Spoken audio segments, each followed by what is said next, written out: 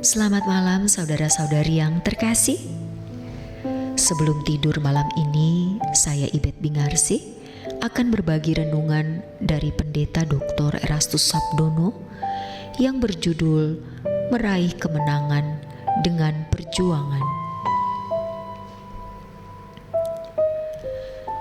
Ketika Yesus mengatakan bahwa Ia datang untuk memberi hidup, maksudnya adalah bahwa Ia memberi hidupnya sendiri bagi orang percaya. Yohanes 10 ayat 10. Inilah anugerah yang terbesar bagi dunia. Hendaknya pernyataan Yesus ini tidak hanya dipahami bahwa Yesus mati di kayu salib untuk menebus dosa kita, titik. Kita harus memahami apa maksud penebusan tersebut, mengapa kita harus ditebus, apa makna kata dosa dalam teks ini. Menjawab pertanyaan ini perlu waktu panjang. Bagaimanapun, kita harus memahaminya dengan benar. Sebelum ditebus, seseorang belum bisa menjadi milik Tuhan untuk diubah melalui proses pemuritan, sebab Tuhan belum memiliki hak atas mereka. Menebus manusia dari dosa artinya mengambil manusia melalui transaksi dengan sarana pengorbanannya untuk membeli manusia, guna menempatkan manusia sebagai manusia yang memiliki keberadaan tepat seperti dirinya. Tepat seperti dirinya bisa berarti tepat seperti Bapa di surga. Yesus tegas mengatakan bahwa kita harus sempurna seperti Bapa. Manusia yang tidak meleset artinya manusia yang sempurna seperti Bapa. Bicara mengenai kemelesetan, hal ini bertalian dengan Roma 3 ayat 23, bahwa karena semua orang telah berbuat dosa dan telah kehilangan kemuliaan Allah. Kata dosa dalam teks ini sebenarnya terjemahan dari kata kerja hamartano, yang artinya melakukan tindakan yang tidak tepat. Kemelesetan dalam bahasa Yunani hamartia, inilah yang membuat manusia tidak memiliki kemuliaan Allah. Kemuliaan Allah berarti suatu nilai atau kualitas hidup. Jadi, kalau Yesus memberi hidupnya, artinya Yesus mengajarkan cara hidupnya atau hendak mengimpartasi gairah hidupnya kepada mereka yang mau menerimanya, yaitu dengan giat belajar sebagai muridnya.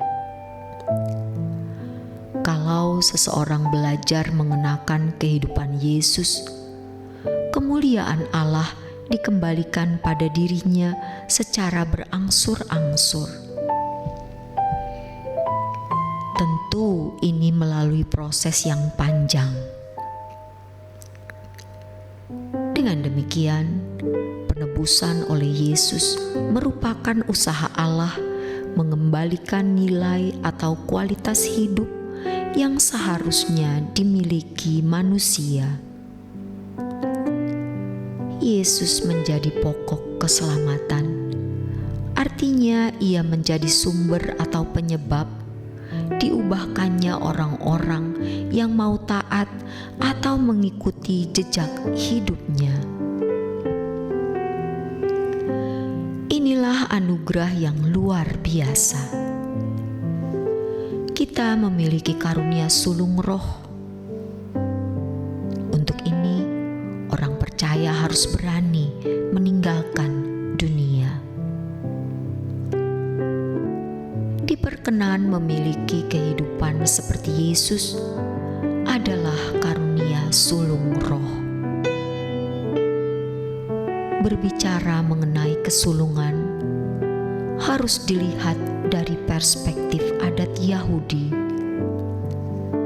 Anak sulung adalah anak terkemuka yang mendapat warisan paling utama dalam keluarga. Anak sulung mewarisi tata bapaknya kalau ayahnya adalah seorang raja. Anak sulung memiliki tempat yang khusus dalam keluarga. Sebenarnya, kalimat karunia sulung roh, teks Yunaninya tertulis ten aparken to nomatos. Roma 8 ayat 23. Dalam teks aslinya tidak ada kata karunia, tetapi buah. Jadi lebih tepat diterjemahkan buah sulung roh.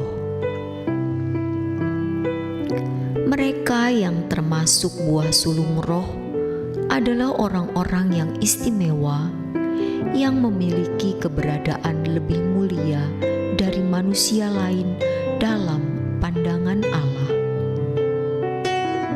Mereka adalah orang-orang yang belajar dan mengerti kebenaran, serta dibentuk menjadi sempurna oleh kebenaran tersebut.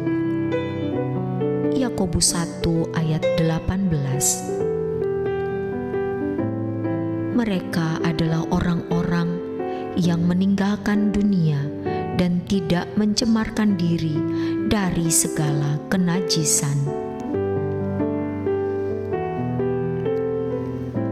Orang percaya adalah umat pilihan yang memiliki kesempatan meraih hak kesulungan ini.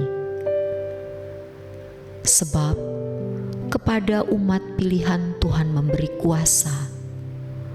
Dalam bahasa Yunani, exousia.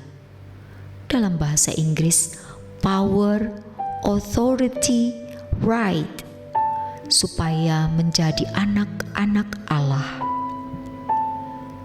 Hak tersebut menyangkut penebusan, Roh Kudus, firman Kristus atau Injil, dan penggarapan Allah melalui segala perkara. Kalau kesempatan ini disia-siakan, hak kesulungan ini tidak akan diperoleh. Bisa saja mereka masuk dunia yang akan datang, tetapi tidak termasuk kelompok keluarga kerajaan Allah. Mereka yang masuk dalam istana kerajaan sebagai anggota keluarga kerajaan adalah mereka yang telah menang melawan iblis, menjadi korpus delikti bagi kemuliaan Allah, seperti yang Yesus telah lakukan. Inilah orang-orang yang memiliki kemenangan seperti yang diraih oleh Yesus. Kemenangan yang diperjuangkan dengan mempertaruhkan segenap hidup tanpa batas. Ini bukanlah kemenangan gratis yang diperoleh secara otomatis setelah percaya secara akal kepada Yesus, melainkan buah dari perjuangan secara individu. Sejatinya, di langit baru dan bumi yang baru nanti, terdapat dua kelompok besar. Kelompok pertama, mereka yang hanya diperkenan masuk dunia yang akan datang sebagai anggota masyarakat. Mereka termasuk kelompok orang yang diselamatkan dengan kualitas keselamatan yang rendah. Mereka adalah hasil dari penghakiman menurut perbuatan. Wahyu 20 ayat 12 sampai 15. Kelompok yang kedua adalah mereka yang menjadi anak-anak Allah. Mereka adalah anggota keluarga kerajaan yang akan memerintah bersama-sama dengan Tuhan Yesus Kristus atau dimuliakan bersama-sama dengan Tuhan Yesus. Kelompok kedua ini adalah orang-orang yang dituntut untuk sempurna seperti Bapa atau serupa dengan Yesus. Mereka juga harus berani menderita bersama-sama dengan Yesus. Roma 8 ayat 17. Penebusan oleh Yesus merupakan usaha Allah mengembalikan nilai atau kualitas hidup yang seharusnya dimiliki manusia. Demikianlah renungan malam hari ini. Kiranya renungan ini memberi pencerahan bagi kita semua. Selamat beristirahat dalam berkat Tuhan.